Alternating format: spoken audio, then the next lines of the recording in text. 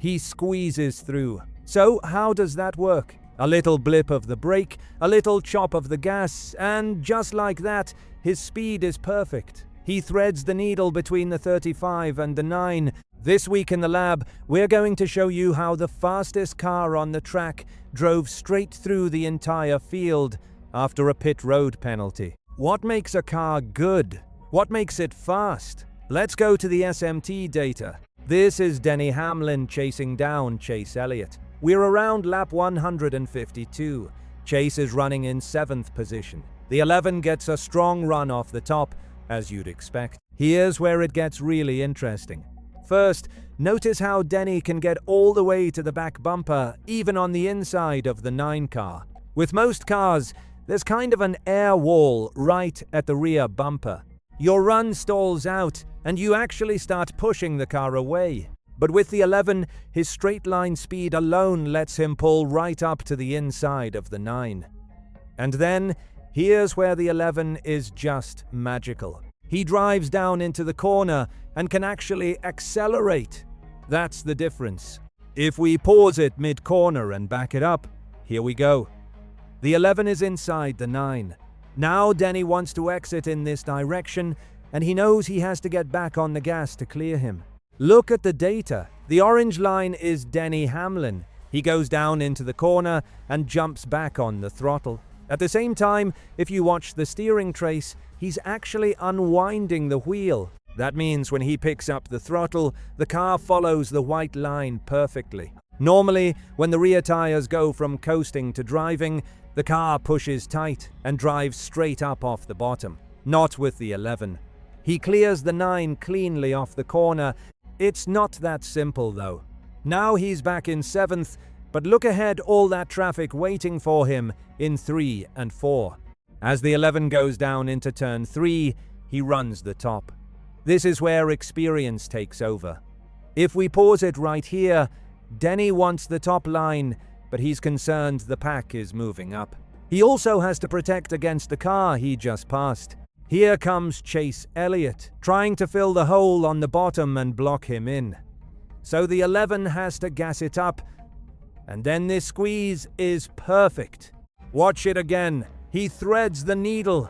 Let's take another look. Squeezes through. So how does that work? Go back to the data and freeze it. Check this out. A little blip of brake, a little chop of the gas, and that gets his speed exactly right to squeeze between the 35 and the 9. If you thought it was close on data, let's ride on board and see it from both the 11 and the 9. That was a great example of what the 11 could do when passing the 9. But there's another good one. This is Chris Buescher in the 17.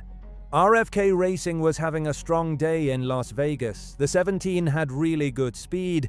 This time it's not as easy. Denny Hamlin, just like with Elliott, drives to the inside. The difference? Pause it right here. The 17 knows what's coming. Look at the throttle trace. The blue line is Buescher. He jumps on the gas right here and then stays basically flat. Why? Because he's pinning the 11. Now Denny can't drive all the way out to the wall. This basically stalls his run. If we pause it here, this is basically game over for most cars on the field. The 11 is still faster, but it would normally take 2 or 3 laps to reset this pass. Go back, regain composure, cool the tires, and try again. At this point, he's in a tough spot, getting side drafted by the 17. Now we go down into 3 and 4, and this is where the 11 really stands out. He drops to the bottom and jumps on the gas. Look at the 2 throttle traces. The blue is the 17, he's rolling the top. Gets into the gas sooner, but it doesn't matter. Look at Denny's throttle trace. It's like a toggle switch straight up. He hammers the throttle, and that allows him to drive right up in front of the 17. A pass that should have taken 4 or 5 laps to rebuild, the 11 finishes it at the other end of the racetrack. That's how you take a car that was outside the top 20 and drive it all the way back into contention. Denny Hamlin dominated stage 1, got penalized and went to the back, recovered through traffic with incredible efficiency, and then took control of the race. But there's one clear weakness for the 11, the long run. The last green flag run of the race at Las Vegas was the longest of the day. Both Denny, as the leader, and Chase Elliott in second, knew it. Let's jump on board from lap 261, the final handful of laps. Chase has cut a 1.5-second deficit down to about 1 second right now. If we pause it here, Chase Elliott is out front, followed by a lap car, then Denny Hamlin in the 11. As we play it forward, Chase gets it down to 1 second. What you really need to focus on are the corner exits. These are the throttle traces on corner exit. As Denny's tires get older and he's in traffic, he has to be extremely patient, almost vigilant, not to overdrive the exit. He knows from earlier in the race that one mistake on exit and lost momentum is exactly how William Byron passed him. At this point, he feels like he has control of the race. He's really focusing on those exits. Another thing to watch. Look how much easier lap traffic is for Chase Elliott. He drives right by the first car.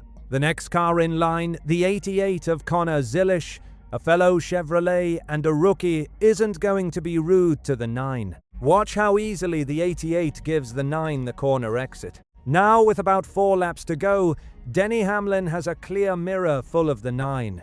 He knows he has a 3-4 second lead. For Denny, it's now all about not making a big mistake. It looks a little messy here, but if you clean it up, you'll see Denny picks up the throttle smoothly. There are some small ups and downs, but it's one fluid move, no big corrections that would kill his momentum. This is a veteran being a veteran. A younger driver, under the pressure of trying to win with the 9 closing in, could easily make a catastrophic error. And by catastrophic, I don't mean wrecking, I mean losing momentum on corner exit. Right there, Denny misses the bottom, something Clint Bowyer pointed out on the Fox broadcast. He can't keep missing the bottom. Notice too how little brake Denny is using. You see that little blue squiggly line? That's Chase using some brake to slow down. Denny is using almost none. As we get to 3 to go, remember he missed the bottom in 1 and 2 last time. Watch this corner exit now. Denny lifts a little earlier, rolls in nice and easy, stays off the throttle, then picks it up just once. He does this on both ends of the track. Lap after lap, he holds the 9 to roughly a 3-4 second gap. He knows that margin can't be overcome in 1 lap. He parks the 9 right where he wants him and uses all his experience to avoid a mistake on corner exit that could cost him the race. Another great way to see it is to look at the laps over and over, focusing on throttle application. The 9 car is better, he gets into the gas sooner. But while there's noise on Denny's orange line, pause it here.